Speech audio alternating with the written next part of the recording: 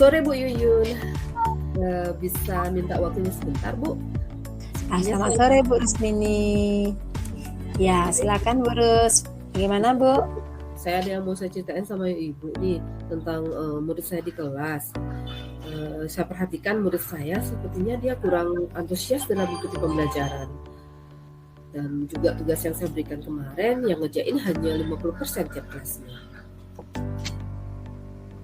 Jadi menurut Ibu apa yang Ibu harapkan dari obrolan kita hari ini Bu? Saya sih berharap kalau saya bisa sharing dengan Ibu, paling nggak nanti ke depannya saya bisa menemukan solusi untuk meningkatkan antusias murid-murid saya dalam belajar Bu. Menurut Bu Rusmini, hal apa ya yang membuat murid-murid Ibu kurang antusias dalam pelajaran bersama Ibu? Kalau saya ingat kembali, sepertinya yang menyebabkan murid saya kurang antusias itu yang pertama mungkin karena dia merasa pembelajarannya sedikit membosankan, mungkin terlalu monoton, kemudian saya yang terlalu banyak berbicara, dan mereka tidak punya kesempatan mungkin untuk berinteraksi, sehingga mereka merasa bosan karena tidak punya kesempatan untuk berbicara dalam pembelajaran itu Bu. Oh begitu ya Bu.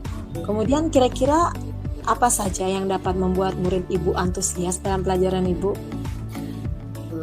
Menurut saya mungkin kita bisa membuat pembelajaran yang menyenangkan, mengasihkan, sehingga mereka merasa tidak bosan dan monoton seperti itu Bu. Wah, saya sependapat dengan Ibu. Lalu menurut pendapat Ibu, apa saja yang bisa membuat murid-murid asik dan tidak bosan pada pelajaran Ibu? Menurut saya mungkin kita bisa membuat pembelajaran yang nantinya bisa berpusat kepada murid. Jadi di sini murid bisa aktif mengikuti pembelajaran. Kita nanti bisa selipkan ada kegiatan ice breaking ataupun dengan skim yang menarik sehingga mereka meresponnya dengan baik nanti Bu. Lalu mengenai tugas yang Ibu berikan, apakah penyebab sehingga kurang antusiasnya dalam pengumpulan tugas Bu? Sepertinya tugas yang kemarin saya berikan itu kayaknya terlalu banyak Bu. Kemudian ada pertanyaannya juga banyak juga ya. Nah tentunya di sini mereka kurang waktu dalam menyelesaikan. Nah di sana juga saya tidak memberikan sumber belajar sehingga mereka kesulitan mencari sumber belajar. Padahal kita ketahui bahwa sumber belajar itu sangat beragam dan banyak Bu. Lalu kalau boleh tahu Ibu menggunakan sumber belajar apa di kelas? Saya sih biasanya menggunakan sumber belajar dari buku paket yang sudah kita dapatkan dan juga beberapa buku teks yang ada di perpustakaan Bu. Adakah sumber belajar selain buku teks Bu? Kalau saya pikir sih sumber belajar itu banyak ya, tidak terpaku sama buku. Kita bisa searching di internet ya melalui video-video pembelajaran, dari video di YouTube, kemudian dari artikel atau tulisan-tulisan ilmiah yang ada di internet. Nah, bisa juga kita menggunakan yang lagi tren sekarang seperti dari TikTok mungkin ya, dari Reel IG seperti itu Bu. Nah betul sekali Bu, saya yakin sekali bila Ibu bisa menggunakan berbagai macam sumber belajar, pasti akan membuat murid-murid antusias dalam pembelajaran. Jadi sekarang apa rencana Ibu untuk menyelesaikan masalah ini? Rencana saya, yang pertama saya akan merancang pembelajaran saya itu menjadi menyenangkan Bu. Tentunya di sini saya akan menggunakan sumber belajar yang beragam ya, bisa dari video YouTube, kemudian saya akan membuat video pembelajaran itu ada animasinya ya, sehingga murid itu menjadi terkonsentrasi. Nah, kemudian untuk pemberian tugas, rencana saya tidak akan memberikan tugas terlalu banyak. Nah, tugas-tugas itu akan dikondisikan sesuai dengan minat dan bakat-bakat murid. Nah, sehingga istilahnya di sini saya akan berusaha untuk melaksanakan pembelajaran yang berdiferensiasi.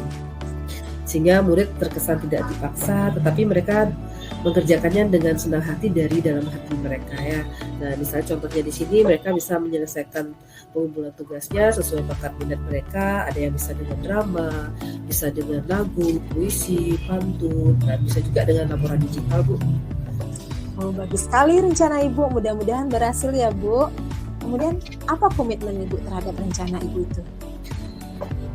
Saya berkomitmen untuk membuat rencana pembelajarannya nantinya akan menjadi mengasihkan karena kita sudah menggunakan sumber belajar dan mengeksplorasi materi sehingga nanti muridnya bisa menjalankan mereka belajar, Bu. Jadi tidak terpaku sama materi di sana saja, mereka bisa eksplor sesuai dengan apa yang mereka senangi, apa yang menjadi keinginan mereka tanpa adanya unsur paksaan. Sehingga sumber belajar kita serahkan ke murid sehingga mereka merasa tidak terbebani dengan pelajaran yang mereka dapatkan. Wah, bagus sekali Bu. Saya sangat mendukung. Mudah-mudahan semua berjalan lancar dan sesuai dengan harapan Ibu ya Bu. Iya Bu Yuyun, terima kasih banyak ya waktunya. Nah, mudah-mudahan nanti kedepannya kita semua bisa menjadi guru yang dirindukan oleh murid-murid kita ya Bu. Ya, sama-sama ya Bu.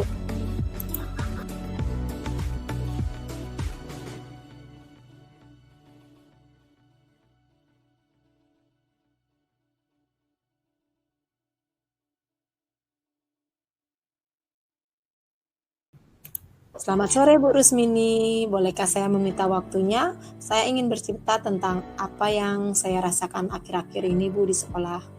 Ya, selamat sore Bu Yuyun. Ya nih boleh, ini mumpung saya tidak ada kegiatan, mari Bu silakan Bu. Begini Bu Rus, akhir-akhir ini saya merasakan sikap teman saya itu agak berubah ya Bu. Biasanya kami selalu bercanda, berkomunikasi. Sekarang itu saya lihat dia tuh agak diam, sepertinya ada sesuatu yang ditutupi dan disembunyikan Bu. Oh begitu ya. Kalau menurut Bu Yuyun dari apa yang akan Ibu sampaikan ini, apa yang Ibu harapkan dari obrolan kita? Saya mengharapkan dari obrolan kita itu nanti mendapatkan solusi dari permasalahan yang saya hadapi tentang teman saya yang berubah dan menjauh dari saya itu, Bu. Baik, kalau menurut Bu Yuyun, hal apa saja yang bisa membuat rekan Ibu itu menjadi seperti itu, Bu? Begini Bu, kalau saya ingat kembali ya, hal yang menyebabkan teman saya seperti itu mungkin kurangnya komunikasi ya, sehingga terjadi miskomunikasi, kami sama-sama sibuk, dia sibuk sendiri, saya sibuk sendiri, sehingga terjadi seperti saling bermusuhan, Bu. Gitu ya, Bu. Jadi kira-kira apa sih sebenarnya yang bisa membuat teman Ibu bisa seperti itu? Menurut saya awalnya mungkin teman-teman pasti ingin ya terjadi hubungan yang baik, namun biar tercipta komunikasi yang baik, harmonis antar sesama teman, tapi karena kurang seperti itu ya Bu, seperti bermusuhan. Gitu ya, saya pendapat dengan Ibu, Bu. Lalu menurut Ibu, apa saja yang bisa membuat komunikasi yang harmonis dan kondusif itu bisa terjadi? Menurut saya mungkin bisa dengan mengadakan pertemuan MGMP ya Bu, setiap minggu misalnya. Mungkin dengan begitu akan terjadi komunikasi yang intens, kemudian bisa mengaktifkan komunitas belajar. Di sana kita bisa berbagi, sharing tentang beberapa permasalahan yang ada di MGMP. Lalu apalagi yang bisa Ibu lakukan agar hubungan Ibu dengan teman Ibu itu bisa berjalan dengan baik? Atau mungkin saya bisa introspeksi diri saya Bu ya, mencari penyebab kira-kira sikap teman saya berubah seperti itu apa ya sebabnya, apa karena komunikasi yang tidak terjadi dengan baik, mungkin atau saya yang merasa salah. Mungkin kalau saya salah saya bisa minta maaf mungkin lebih dulu Bu. Kalau boleh tahu, mungkin sebelumnya Ibu pernah membuat teman Ibu marah mungkin? Kalau saya pikir sebenarnya sih tidak pernah ya Bu, saya melakukan hal-hal yang membuat teman saya marah, namun sepertinya karena kita yang sama-sama sibuk ya bukan sehingga jarang tegur sapa, tidak bisa berkomunikasi seperti biasa.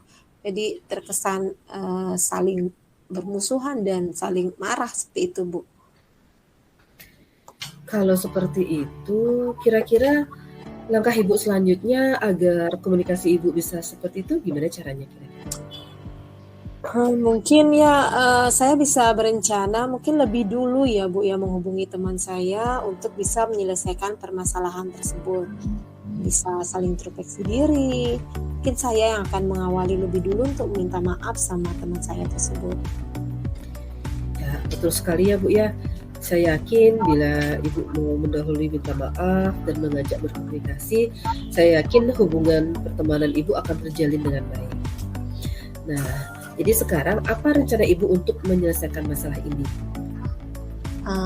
Yang pertama saya lakukan, mungkin saya akan menghubungi teman saya dan mengajaknya bertemu untuk membicarakan permasalahan kita. Dan saya yang akan lebih dulu minta maaf.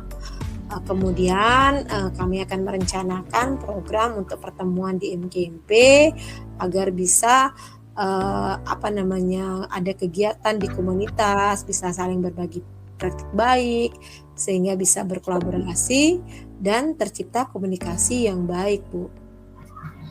Wah, bagus sekali rencananya Bu, mudah-mudahan bisa berhasil ya. Kemudian apa komitmen Ibu terhadap rencana Ibu ini? Saya berkomitmen akan menjaga komunikasi yang baik dengan sesama rekan kerja, sehingga tidak terjadi miskomunikasi, miskonsepsi dalam setiap kegiatan. Mungkin kalau dari awal ya, saya bisa menjaga hubungan yang baik dan bisa saling menghargai dengan rekan-rekan. Mungkin kalau saya lebih dulu bisa menghargai teman saya, mungkin rekan saya pun akan bisa menghargai saya. Bagus sekali ya Bu ya. Saya sangat dukung rencana Ibu. Mudah-mudahan semuanya bisa berjalan lancar dan sesuai harapan ya Bu. Terima kasih ya Bu Rusmini sudah mendengarkan curhatan saya dan mengganggu aktivitas Ibu. Dan mudah-mudahan saya bisa menjalin komunikasi yang baik dengan rekan-rekan kerja saya.